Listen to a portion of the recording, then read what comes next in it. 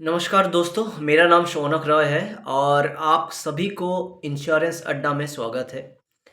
So in the previous video हम लोग ने डिस्कस किया था, आप लोग को जानने मिला था what are the types of hospitalisations are there, how many kinds of treatment are there.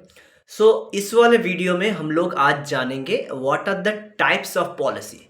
Health policy मतलब हेल्थ पॉलिसी कितना प्रकार का होता है। सो बेसिकली हेल्थ पॉलिसी, जो बेसिक हेल्थ पॉलिसीज है, so basically they are 8 categories. So ये 8 categories क्या क्या है? So first of all individual health insurance, आपका फैमिली फ्लोटर हेल्थ इंश्योरेंस आ गया, आपका क्रिटिकल इलनेस हेल्थ इंश्योरेंस आ गया, आपका सीनियर सिटीजन हेल्थ इंश्योरेंस आ गया, आपका टॉप अप पॉलिसी आ गया, मतलब सुपर टॉप अप पॉलिसी आ गया, आपका ग्रुप हेल्थ पॉलिसी आ गया, उसके बाद आपका आ गया ग्रुप पर्सनल एक्सीडेंट पॉलिसी आ गया, और हॉस्पिटल कैश बेनिफिट पॉलिसी। ये बेसिक 8 पॉलिसी है जो आप सभी को मार्केट में मिल जाएगी। जो किसी के पास, किसी न किसी के पास कोई प्रपोजल या कोई पॉलिसी इन इन सभी में से आप शायद जानते होंगे। सो एक एक करके आते हैं कि ये सब पॉलिसी क्या क्या चीज़ कवर करता है, क्या चीज़ है, क्या कवर करता है ये policy. So first of all the first one is individual health policy. So individual health policy में आपको क्या मिलेगा?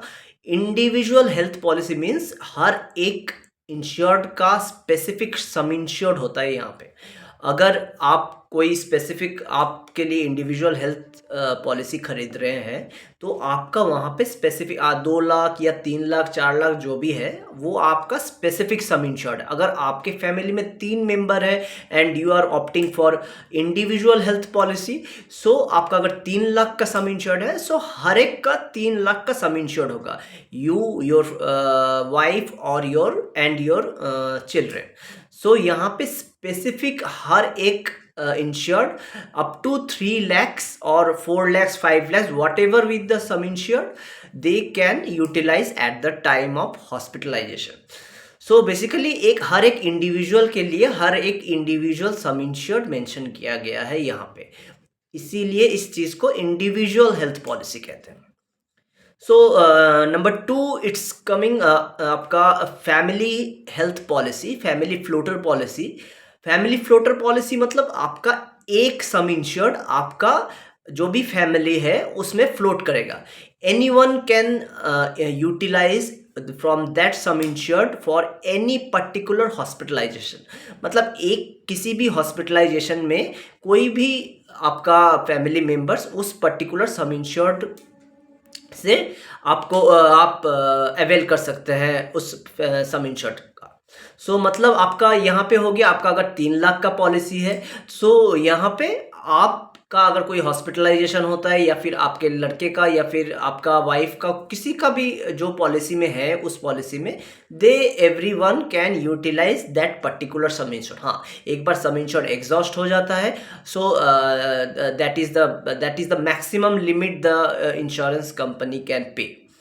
सो हम लोग 3 नंबर पे आ रहे हैं, तो ये आपका क्रिटिकल इलनेस पॉलिसी है। क्रिटिकल इलनेस मतलब there are some critical illness, if आपका अगर कोई वो स्पेसिफाइड डिजीज़ अगर उसमें पड़ रहा है, जैसे आपका ब्रेन स्ट्रोक हो गया, आपका किडनी का कुछ डिजीज़ हो गया, आपका हार्ट का कुछ डिजीज़ हो गया, तो बेसिकली अगर आप डायग्नोस्टिक होते हैं, अगर आपको डायग्नोसिस होता है उस पर्टिकुलर डिजीज़ के लिए, so the insurance company pay you that lump sum amount. Means आपका अगर ब्रेन स्ट्रोक हुआ है and you are diagnosed with the brain stroke and you just provide the relevant document कि हाँ डॉक्टर ने मेरे को डायग्नोस्ट किया है ये वाला चीज़, so the policy will give you that lump sum amount and at the time of providing the lump sum amount the policy will terminate.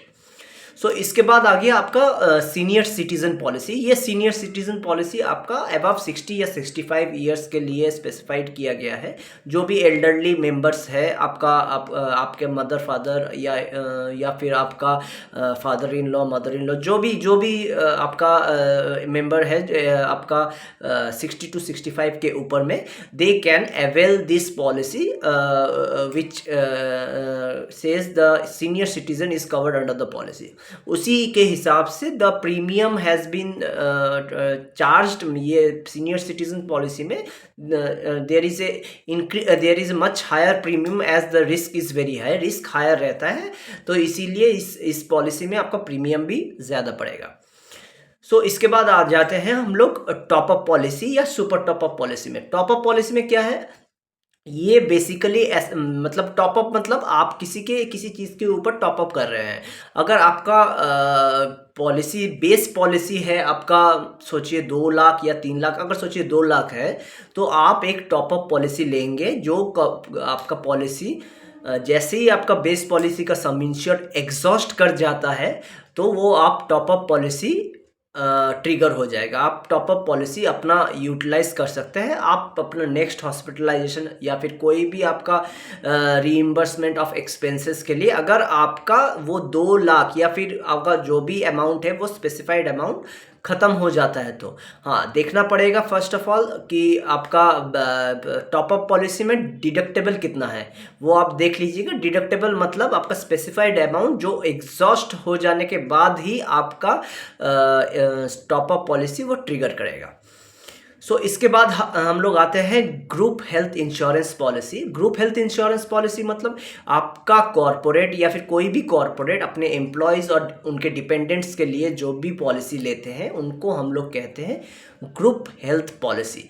तो बाकी सारा पॉलिसी और इस पॉलिसी में डिफरेंस यही है, बाकी सारा प्री अंडररिटन पॉलिसीज़ है, मतलब वहाँ पे टर्म्स कंडीशन पहले से ही फिक्स्ड किया गया है। Whereas group health policy it is a tailor made policy, मतलब कॉर्पोरेट के हिसाब से they can adjust the terms and conditions of the policy. मतलब कॉर्पोरेट के लिए जो भी पॉलिसी लिया जाता है वो specifically that is known as group health policy, जहाँ पे individual employees along with their dependents are covered under the policy. So इसके बाद आ जा रहा है आपका personal accident policy. So what did personal accident policy covers.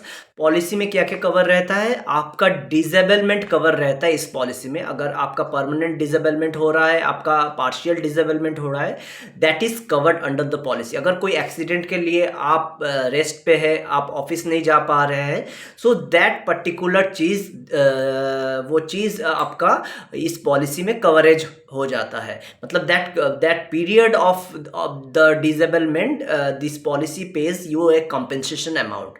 सो इसके साथ क्या होता है, इसके साथ मेडिकल एक्सपेंसेस भी कवर रहता है, पर हाँ मेडिकल एक्सपेंसेस इज़ नॉट मतलब आपका ये नहीं है कि आप specifically 100% of the medical expenses are covered. So यहाँ पे आपका कुछ टर्म्स एंड कंडीशंस रहता है। आपका 10% of the claim amount and 40% of the claim admissible amount, ये स्पेसिफिकली रहता है। 100% कवर्ड नहीं रहता है आपका इस मेडिकल एक्सपेंसेस में।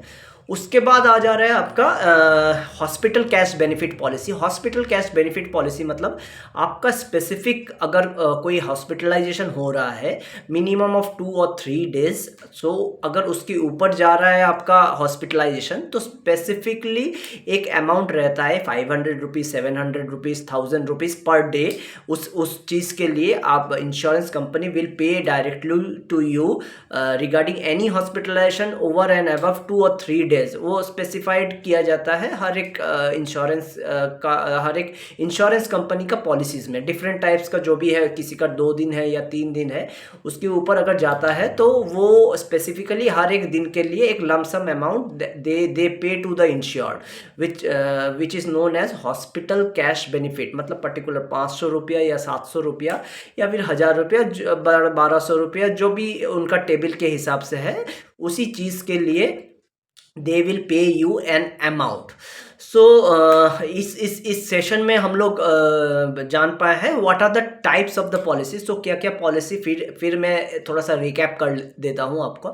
फर्स्ट हो गया आपका इंडिविजुअल हेल्थ पॉलिसी, सेकंड आपका हो गया फैमिली फ्लोटर पॉलिसी, थर्ड हो गया आपका क्रिटिकल इलनेस पॉलिसी, फोर्थ हो गया आपका सीनियर सिटीजन पॉलिसी, फिफ्थ हो गया आपका टॉपअप पॉलिसी, सिक्स्थ हो गया आपका ग्रुप हेल्थ पॉलिसी, सेवेंथ हो गया आपका आपका personal accident policy, and last but not the least hospital cash benefit policy.